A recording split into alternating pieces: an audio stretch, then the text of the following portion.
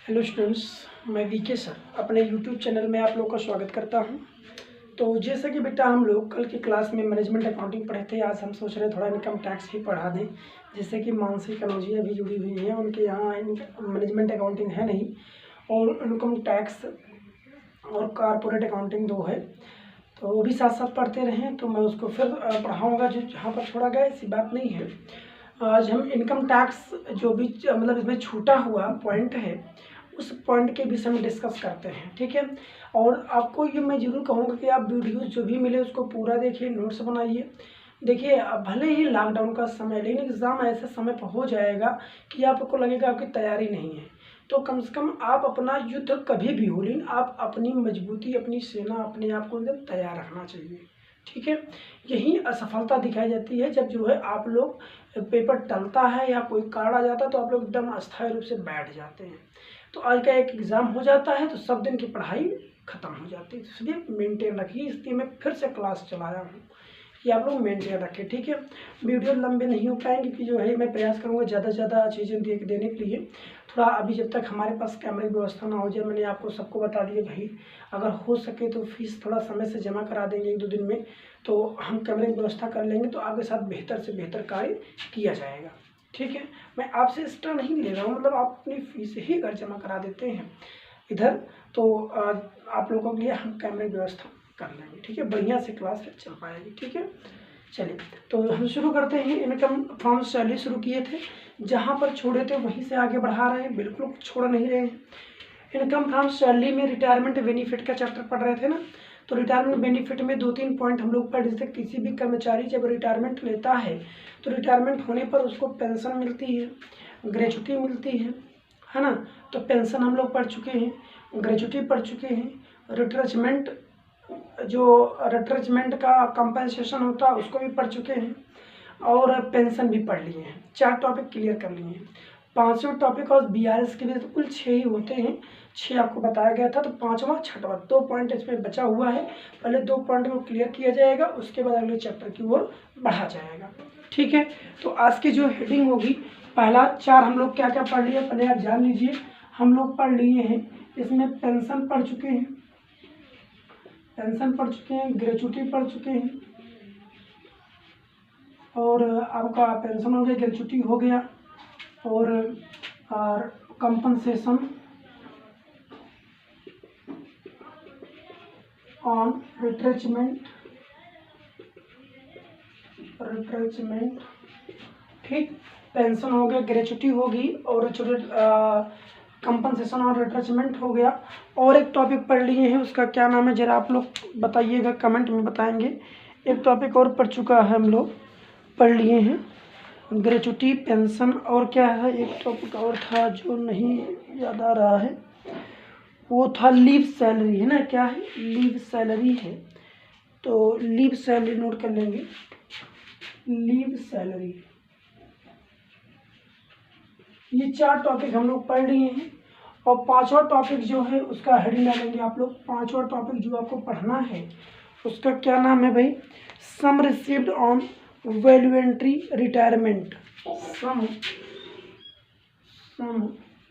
Received on voluntary, क्या है? Voluntary है, वैल्यूएंट्री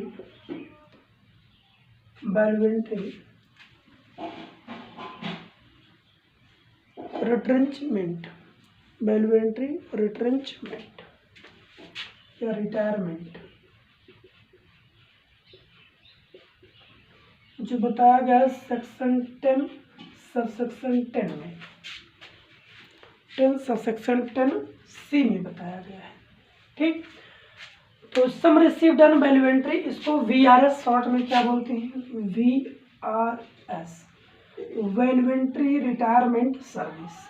वैल्यूएंट्री रिटायरमेंट सर्विस लोग कहते हैं, VRS ले लिए, तो ये हमेशा स्वेच्छा से ली जाती है, ठीक है। जब किसी भी कोई भी एम्प्लॉय किसी गवर्नमेंट या नॉन गवर्नमेंट या कानून द्वारा स्थापित किसी संस्था में अगर कार्यरत है, तो उसके विधि विधान द्वारा अपनी स्वेच्छा से जब वो अपने आप को छटनी कर लेता है, सर्विस से अवकाश ले लेता है, तो उस प्रकार की व्यवस्था को वीआरएस कहा जाता है। तो ऐसी दशा में सरकार या उसका जो एम्प्लॉयर है, वो जो व्यक्ति वीआरएस ले रहा है उसको ये सुविधा देता है कि अगर आपका कोई प्रतिनिधि है उस पद को लेना चाहता है तो आसानी से ले सकता है। और ये स्कीम बहुत कम ही निकाली जाती है सरकार द्वारा, बहुत कम ही मतलब दी जाती हैं। इसको हिंदी में बोलते हैं स्वैच्छिक अवकाश ग्रहण पर प्राप्त राशि। क्या बोलते हैं? स्वैच्छिक अवकाश ग्रहण पर प्राप्त राशि। ठीक है, स्वैच्छिक अवकाश ग्रहण पर प्राप्त राशि मतलब एम्प्लॉयर द्वारा जब अपने स्वैच्छिक रूप से अवकाश ग्रहण करता है तो एम्प्लॉयर उस एम्प्लॉई को कुछ अपने तरीके से अपने तरफ से एडवांस राशि देता है, अमाउंट देता है, तो वह भी अमाउंट रिटायरमेंट बेनिफिट के रूप में मिलती है। अब उस धनराशि से कितनी राशि टैक्स फ्री होगी, कितनी टैक्सेबल होगी, इसी को जानना जरूरी है। तो किस प्रकार के व्यक्तियों की मिलती है, किस सिचुएशन में मिलती है, तो यहाँ पर ध्यान दीजिएगा।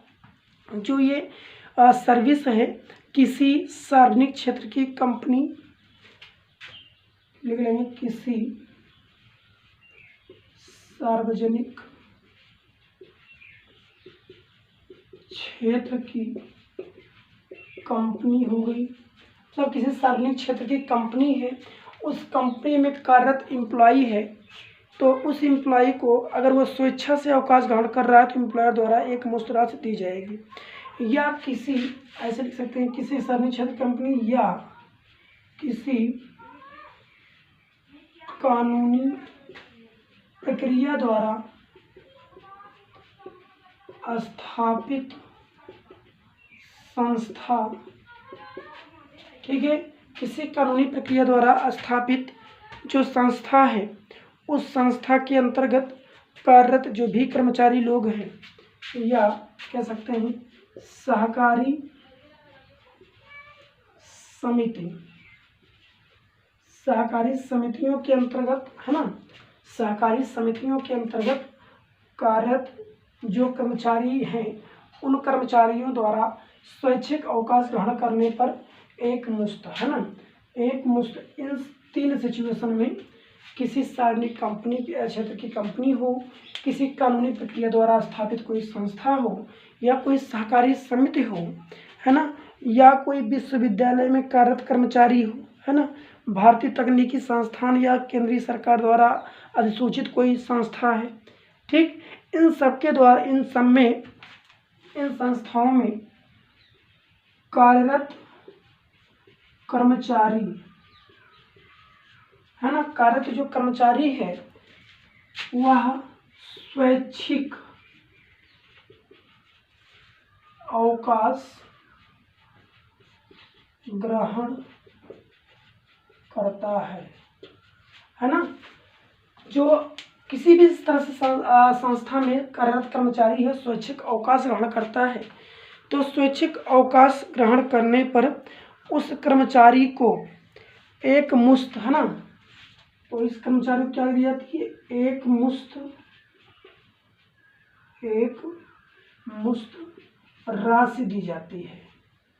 ठीक, एक मुश्त राशि नियोक्ता द्वारा दी जाती है, नियोक्ता द्वारा दी जाती है। तो एक मुश्त राशि नियोक्ता द्वारा दी जाती है। कौन देता है? नियोक्ता देता है। किसको देता है? कार्यरत कर्मचारी को। कर्मचारी कहाँ पर काम कर रहा है? कोई सार्वजनिक क्षेत्र की कंपनी में, कानूनी प्रक्रिया से स्थापित संस्था में, सहकारी समिति में, या कोई विश्वविद्यालय वगैरह हो गया, है ना, विश्वविद्यालय वगैरह हो गया, इसमें कार्यरत है। ठीक है, तो वो स्वैच्छिक से अवकाश ग्रहण करता है तो एक मुश्त राशि दी जाती है। तो एक मुश्त राशि जो दी जाती है उसके लिए बताया गया है कि 5 लाख तक कर मुक्त होगा, है ना। जो इसकी मैक्सिमम जो राशि है, मैक्सिमम ₹5 लाख क्या होगा? 5 लाख तक कर मुक्त माना जाएगा, कर मुक्त होगा। 5 लाख तक क्या होगा बेटा, कर मुक्त होगा। ठीक है, ये बात बताएगी। इतनी बातें क्लियर हो गई। अब जैसे देखिएगा किन किन सिचुएशन में स्वैच्छिक अवकाश ग्रहण कर सकता है, ये बात समझ लीजिएगा। तो लिखेंगे करमुक्त का लाभ निम्न शर्तों पर मिलेगा। जो ये 5 लाख का करमुक्त का जो लाभ है वो निम्न शर्तों पर प्राप्त होगा। लिख लेंगे करमुक्त का लाभ निम्न शर्तों पर प्राप्त होगा। करमुक्त का जो लाभ है वो निम्न शर्तों पर प्राप्त होगा। वो शर्त क्या क्या है भाई, ये जान लेना जरूरी है। सबसे पहली शर्त देखिएगा, पहली शर्त क्या है कि क्षतिपूर्ति की रकम कर्मचारी को स्वेच्छापूर्ण अवकाश ग्रहण करने के समय प्रदान की गई हो। तो लिखेंगे क्षतिपूर्ति की रकम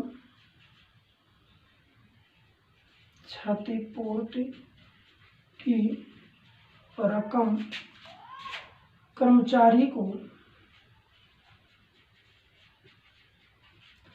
स्वेच्छा से अवकाश ग्रहण करने पर दी गई हो। स्वेच्छा से अवकाश ग्रहण करने पर दी गई हो, पहली शर्त है। मतलब जब कर्मचारी स्वयं अवकाश ग्रहण कर रहा हो, अपने आप से स्थान से अवकाश ले रहा हो अपने डेजिग्नेशन से, तो भी उसको इस प्रकार की छूट दी जाएगी 5 लाख तक।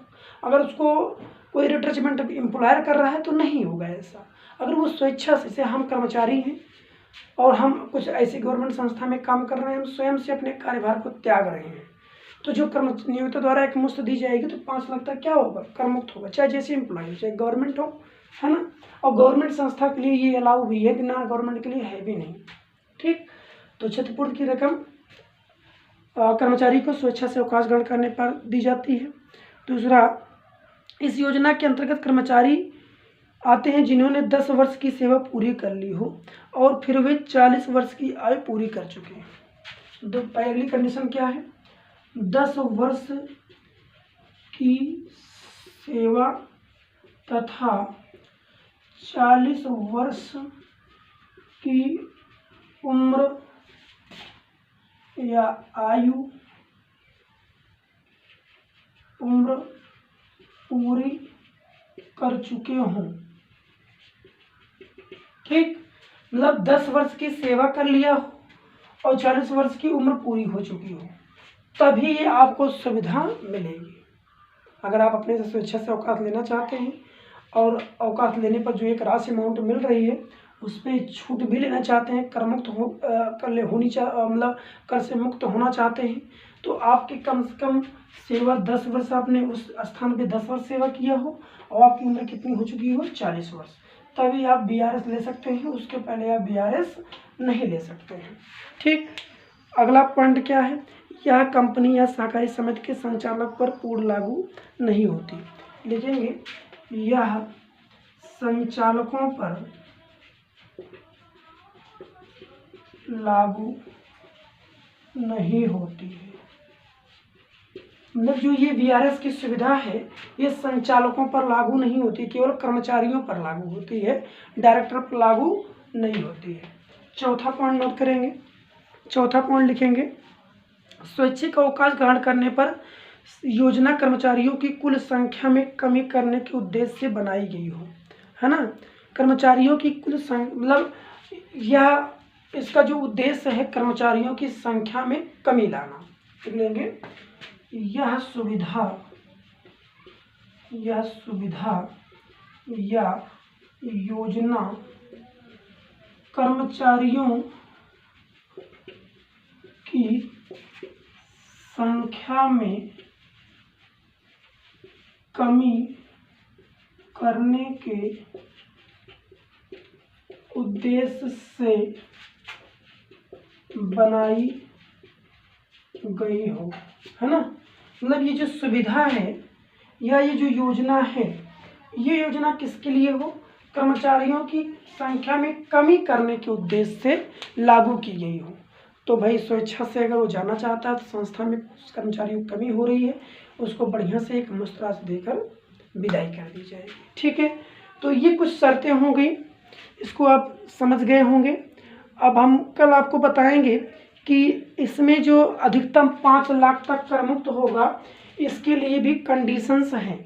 इसमें भी हम बताएंगे list of the following shall be exempted. तो कल कितना एग्जम्प्टेड होगा उसको मैं निकालना सिखाऊंगा। आज मैं केवल इतना बताया कि वीआरएस होता क्या है। ये वीआरएस कब दिया जाता है? रिटायरमेंट के दरमियान दिया जाता है। किसको दिया जाता है? किसी सार्वजनिक कंपनी के कर्मचारी को, किसी कानूनी प्रक्रिया द्वारा स्थापित संस्था के कर्मचारी को, किसी सहकारी समिति के कर्मचारी को, या किसी विश्वविद्यालय के कर्मचारी को स्वेच्छा से अवकाश ग्रहण करने पर नियोक्ता द्वारा दी जाती है। और मैक्सिमम 5 लाख तक क्या होती है? करमुक्त होती है। और ये करमुक्त उन्हीं को सुविधा दी जाती है जो कर्मचारी स्वेच्छा से अवकाश ग्रहण कर रहा हो, जिनकी सेवा का वर्ष 10 वर्ष पूरा हो चुका हो, उम्र 40 वर्ष हो चुकी हो। संचालकों को सुविधा नहीं दी जाएगी और यह सुविधा योजना कर्मचारियों की संख्या में कमी करने के उद्देश्य से बनाई गई हो। इतनी बातें क्लियर हो गई होंगी। तो आज की क्लास यहीं पर रोकते हैं और आपको विधिवत समझ में भी आ गया होगा। पढ़ते रहिए और पिछला सवाल लगाते रहिए, साथ साथ मैं आपको जो है कुछ ना कुछ सवाल भी भेजता रहूँगा। कम से कम आप उसको लगाने का भी प्रयास करिए। ठीक है, एक बार आप लोग वीडियो देखिए तो ग्रुप में जरूर कमेंट करिए कि वीडियो कैसा लग रहा है, समझ में आया कि नहीं समझ में आया, कहीं कोई समस्या है तो उसको जरूर आप बताइएगा। इसी बातों के साथ समाप्त करते हैं। धन्यवाद।